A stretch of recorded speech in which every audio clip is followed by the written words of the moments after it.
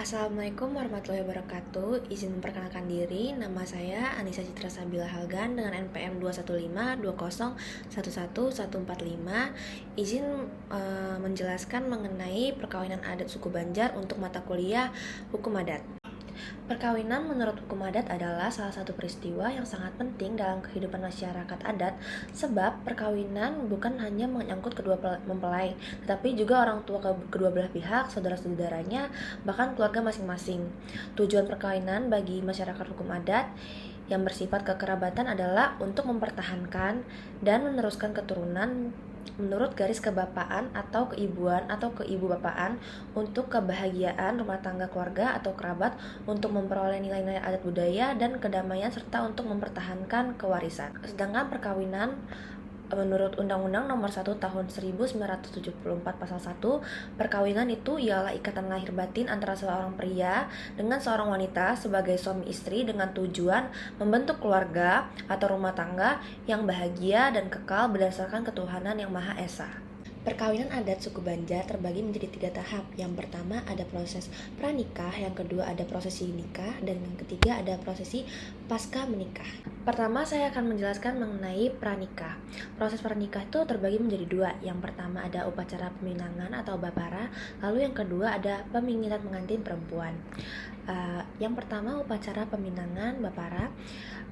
Upacara peminangan atau yang biasa disebut oleh suku Banjar dengan bapara dilakukan menjadi 3 tahap. Yang pertama ada tahap pertama yaitu keluarga pihak laki-laki datang ke rumah pihak mempelai pengantin perempuan yang dilakukan oleh orang yang ditunjuk dari keluarga pihak laki-laki dengan maksud ingin menanyakan si mempelai pengantin perempuan sudah ada yang punya atau melamar atau belum.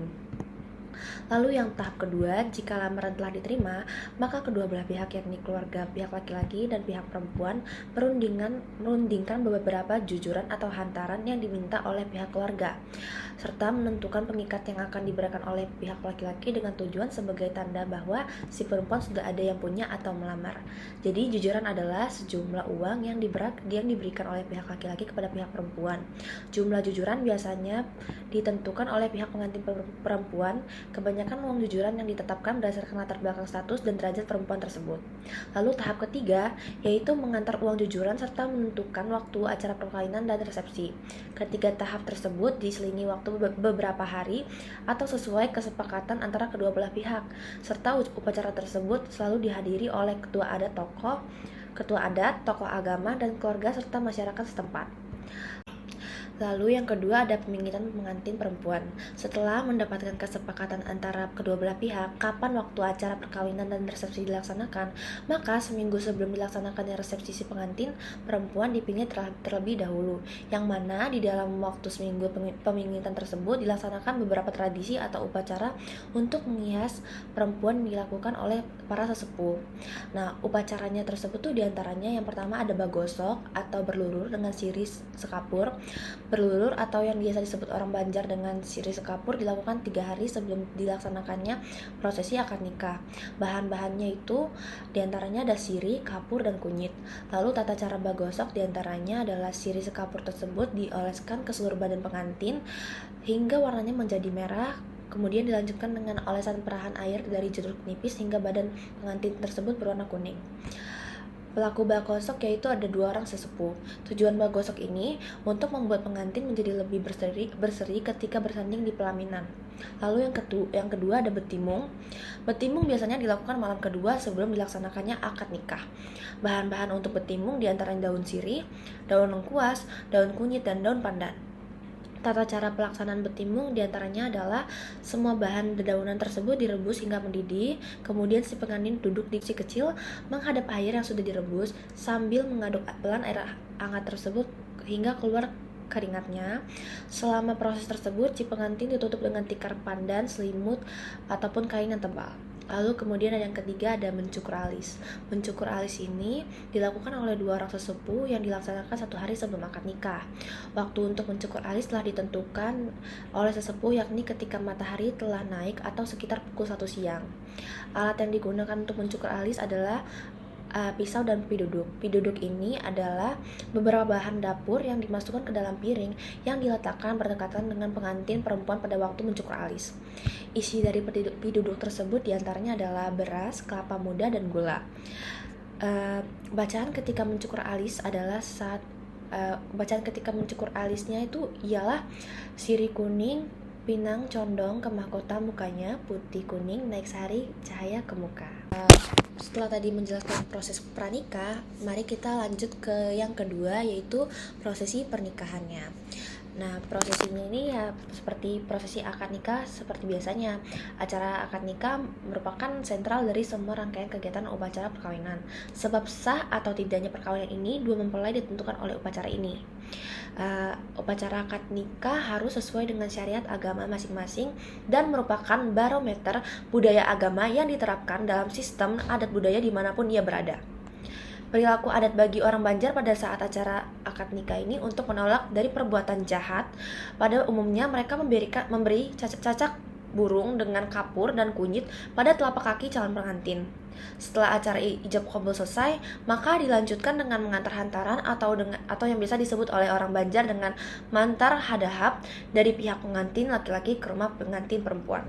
Lalu setelah proses pernikahan, ada yang ketiga, ini adalah proses pasca nikah. Proses pasca nikah ini terbagi menjadi dua, yaitu upacara mandi pengantin dan yang kedua ada acara resepsi perkawinan. Mari kita bahas yang mengenai upacara mandi pengantin terlebih dahulu. Jadi upacara mandi pengantin ini mengandung arti menjadikan calon pengantin yang disertai dengan niat membersihkan diri agar menjadi bersih dan suci lahir dan batin.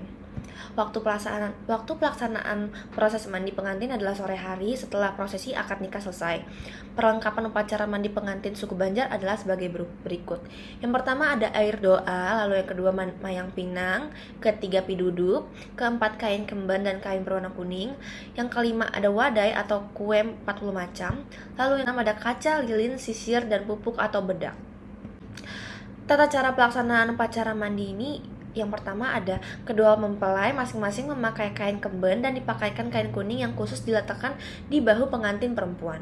Lalu yang kedua, kedua mempelai duduk di atas kursi di tempat yang telah disediakan. Lalu yang ketiga, kedua mempelai disiram dengan air doa oleh sesepuh yang sudah dipercaya oleh masyarakat untuk melaksanakan rangkaian-rangkaian upacara adat perkawinan. Setiap siraman air selalu diiringi dengan membaca bismillah dan salawat. Lalu yang keempat, mayang pinang dipecah pada saat proses mandi bersamaan dengan mengguyur air di atas kepala pengantin dan si pengantin harus meminum air tersebut secara perlahan-lahan. Lalu yang kelima, setelah selesai proses mandi pengantin, kain kemben kedua mempelai yang telah basah diganti dengan kain yang kering. Lalu yang keenam, kain kemben yang basah tersebut dibuang ke atap rumah. Hal tersebut bertujuan untuk menaikkan seri pengantin dan membuang sial ataupun hal-hal buruk. Lalu yang ketujuh, kedua mempelai dibawa masuk ke dalam rumah dan duduk di atas tumpukan beberapa helai kain yang telah disusun. Mempelai pengantin perempuan dihias dengan dipupuri dengan pupur dingin atau basah, disisir rambut serta dikelilingi cermin dan lilin dengan 7 kali keliling.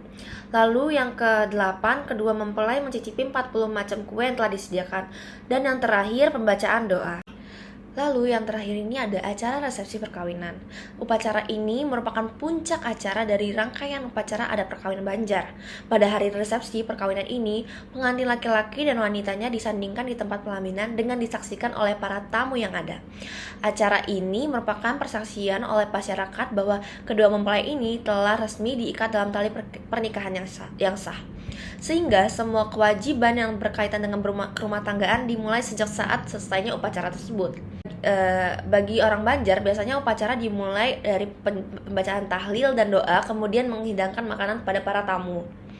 Setelah itu pengantin diarak bersama para rombongan datang ke rumah pengantin perempuan, diiringi bacaan salawat dan alunan gendang dari kesenian hadrah. Hal ini biasa disebut orang Banjar dengan barak.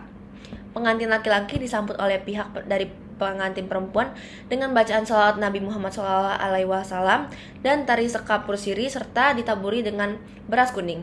Setelah masuk, kedua mempelai dipersandingkan di pelaminan. Acara dilanjutkan dengan sujud kepada kedua orang tua sambil berfoto bersama.